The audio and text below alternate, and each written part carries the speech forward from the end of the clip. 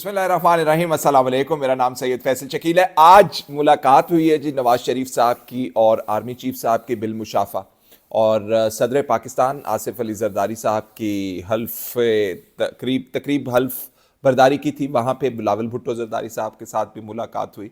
बिलावल भुट्टो साहब से पहले भी मुलाकात हो चुकी थी, तो नवाज शरीफ साहब से जो मुलाकात हुई है उसमें क्या दिलों की बातें हुई या कि शॉर्ट सी एक मुलाकात हुई कि दिलों दियां गल्लां दिलों विच रह गईयां। और नवाज शरीफ साहब ने मुसाफा किया, चीफ साहब मुस्कुराए, नवाज शरीफ साहब मुस्कुराए, हाल चाल पता किया, मुख्तसर मुलाकात हुई। लेकिन अगर नवाज शरीफ साहब जो मैं दिल की बातें कह रहा हूं कि अगर उनसे करने बैठते तो क्या करते, आर्मी चीफ साहब उनको क्या कहते। नवाज शरीफ साहब के हवाले से आपको पता है ना खबरें क्या हैं कि नवाज शरीफ साहब जो है उनकी जो सीट है, जो इमरान खान साहब कह रहे हैं कि 4 हल्के खुलवा दें, जिसमें नवाज शरीफ साहब वर्सेस जास्मीन राशिद साहिबा, ओन चौधरी साहब वर्सेस सलमान अकरम राजा, और पिशावर की सीट है, इस्लामाबाद के हल्के में से कहते हैं कोई भी खुलवा दें। तो नवाज शरीफ साहब की सीट के हवाले से बात ये हो रही है कि नवाज शरीफ साहब वो सीट खो देंगे अगर हल्का दोबारा खुल गया, और इसके ऊपर कंसेंसस है।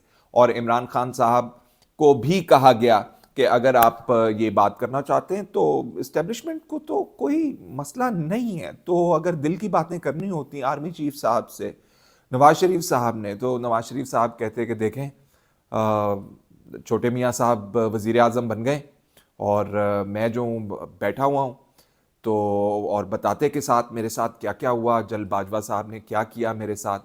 लेकिन नवाज शरीफ साहब सियाने आदमी हैं, उन्होंने ये बातें नहीं की होंगी, और नवाज शरीफ साहब को कहीं ना कहीं ये भी पता होगा कि मेरे हल्के के हवाले से जो बातें हो रही हैं वो कहीं ना कहीं अदालत के सामने आ जाएंगी, और बुरा होगा अगर अदालत के सामने आएंगी। ये बात की जा रही है। और नवाज शरीफ साहब के हवाले से मैं आपको बता दूं, जो ताबूत में आखिरी कील या सेकंड लास्ट कील या थर्ड लास्ट कील है, वो आज मंसूर अली खान साहब ने अपने वीलॉग के अंदर ठोक दिया है। उन्होंने डॉक्टर यास्मीन राशिद साहिबा के जो कैंपेन मैनेजर थे उनको आज ला बिठाया है। फॉर्म 45 जो है वो उन्होंने सामने खोल के रख दिए, और उसके अंदर धड़ाधड़ उन्होंने गलतियां निकालनी शुरू कर दी हैं। तो ये तमाम जो बातें हो रही हैं, इससे आपको मालूम ये होता है कि नवाज शरीफ साहब की एंट्री जो है सियासत के अंदर वो बिल्कुल महदूद पहले ही कर दी गई थी। वजारत उज़्मा तक का एक्सेस जो है ब्लॉक कर दिया गया था।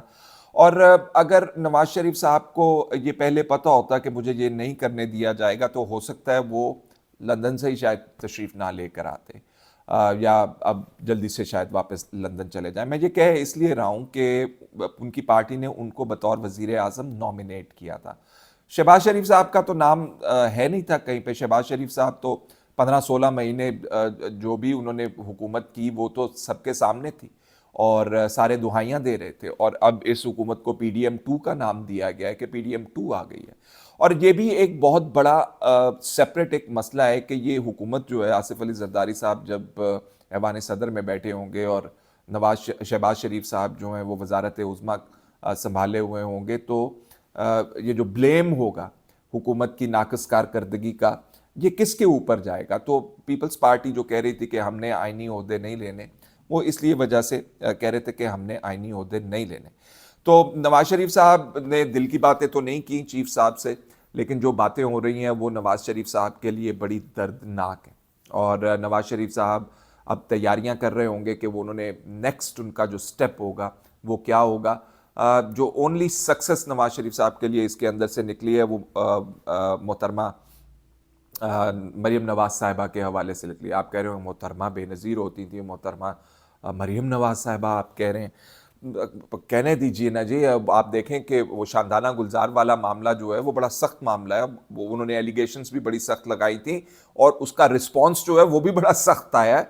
उससे पहले माफ़ी मंगवाई गई है। पाकिस्तान तहरीक इंसाफ के जो लाहौर के मेरा ख्याल है सदर थे भट्टी साहब, आपको पता होगा, पर्चा भी हो गया, माफ़ी भी मंगवाई गई, और पार्टी जो है वो बड़े ज़ोर शोर से कह रही है खबरदार अगर मरीम नवाज के हवाले से अगर बात की ना तो तुम्हारी जो है ना वो फिर ऐसी की तैसी होगी। वैसे सियासतदानों के अंदर जो होते वो वुसअत कलब होना बहुत ज़रूरी है। जो लेवल ऑफ टॉलरेंस है वो बहुत ज़्यादा होना बहुत ज़रूरी है उस हवाले से। आप ये तो जवाब तो दे सकते हैं अगर पॉलिटिकली मोटिवेटेड स्पीचेस हों, बिलो द बेल्ट नहीं होनी चाहिए, बिल्कुल नहीं होनी चाहिए, मैं उसकी बिल्कुल पजीराई नहीं करूंगा, बल्कि उसको नहीं करनी चाहिए, उसकी न सपोर्ट करूंगा। लेकिन जो रिस्पॉन्स है उससे स्विफ्ट, वो आपका इमेज कैसा बना रहा है। एक ऐसी खातून जिनके हवाले से पहले हमें ये मालूम था कि वो बाहर निकल के लोगों को अट्रैक्ट कर लेती हैं, लोग उनके इर्द गिर्द आ जाते हैं। नैब ने एक दफ़ा बुलाया तो डर के मारे उन्होंने अपना नोटिस वापस ले लिया, क्योंकि लोग इतने इकट्ठे हो गए उनके साथ जाने के लिए। तो क्राउड पुलर तो हैं वो, लेकिन उसके साथ साथ उन्हें जब गवर्नेंस के मामलात के अंदर या एज ए वजीर आला के ओहदे के ऊपर फायज होने के बाद मैग्नानिमिटी शो करनी है उनको। उनको एक ऐसा इमेज प्रॉप अप नहीं करना जिससे पता चले कि वो आयरन लेडी तो और हुआ करती थी कि वाकई मरियम नवाज साहिबा जो हैं वो तो बड़ी धड़ल्ले वाली और खौफनाक किस्म की चीफ मिनिस्टर होने जा रही है, पर्चे ते पर्चा करा देंदी है जी ये कुड़ी थे। तो मामला वो मेरा ख्याल है नज़रसानी होनी चाहिए, और जो पॉलिटिकल मामलात हैं उसके अंदर अभी तेज़ी आनी है, अभी आई नहीं है, मैं आपको पहले बता रहा हूँ, पहले से बताता जा रहा हूँ। तो उनको ज़रा have to take it lightly, और लड़ने से मेरा नहीं ख्याल कि इनका मसला हल होने वाला है। लड़ने के हवाले से जब मैं आपको बता रहा हूँ कि अभी लड़ाई जो है वो बढ़नी है, तो आपको पता है सलमान अकरम राजा साहब और सरदार लतीफ़ खोसा साहब, उन दोनों को आज पुलिस ने गिरफ्तार कर लिए, और मामला एहतजाज का था पाकिस्तान तहरीक इंसाफ का। और मैं आपको पहले से कहता आ रहा हूँ कि ये रेसिपी ऑफ डिज़ास्टर लेकर आया है ये 2024 का जो इलेक्शन है। मुबारक को सदारत आसिफ अली जरदारी साहब को, मुबारक को वजारत उज़्मा जनाब शहबाज शरीफ साहब को, लेकिन मामलात जो हैं वो बहुत गंभीर हैं और मज़ीद गंभीर होते हुए नज़र आ रहे हैं।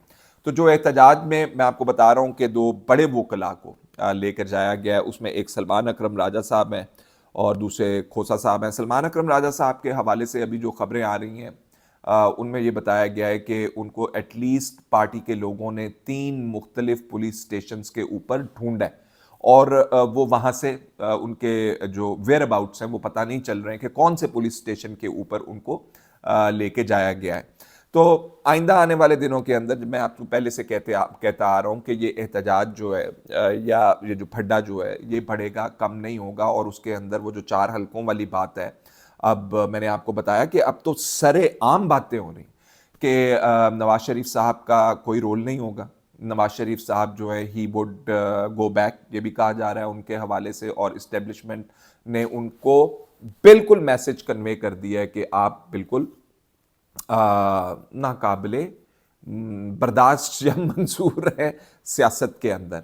अच्छा, अब ये क्योंकि शहबाज शरीफ साहब के सर पर जो है हुमा तो बैठा है, तो नवाज शरीफ साहब के दिल के ऊपर क्या गुजर रही होगी जब उन्हें ये पता चलेगा कि यार एक कोई कॉन्स्टिट्यूंसी से भी मुझे हटा के बाहर मारा और मुझे सियासत से हटा के बाहर मारा।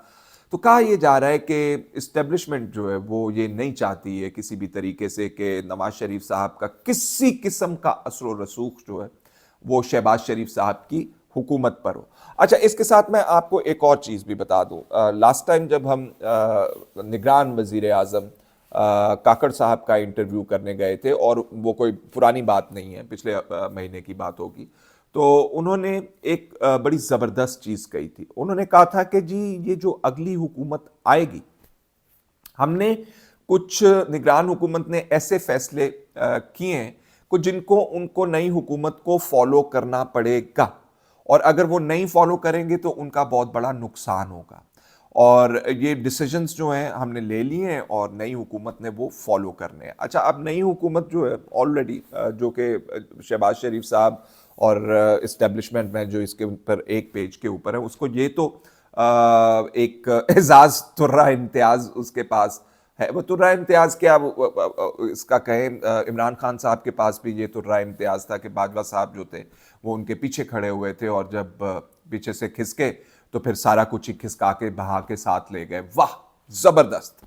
तो अभी तो उनके साथ हैं और वो चलेंगे, लेकिन आपस में जो खानदान के अंदर इससे किसी किस्म की चपकलिश या डिस्कॉर्ड होगा, इतनी स्मूथ सेलिंग नहीं होगी, क्योंकि पहले अगर पता होता कि शहबाज शरीफ साहब ने ही वज़ीर आज़म बनना है तो नवाज़ शरीफ साहब कभी भी पार्टी जो है उनको बतौर वज़ीर आज़म के कैंडिडेट के ना सामने लेकर आती। तो अब कहा यह जा रहा है कि जी इस्टेब्लिशमेंट इज़ वेरी पावरफुल, बहुत ताकतवर है, और शहबाज शरीफ साहब जो हैं वो उनके बहुत पसंदीदा ब्लू आइड बॉय हैं।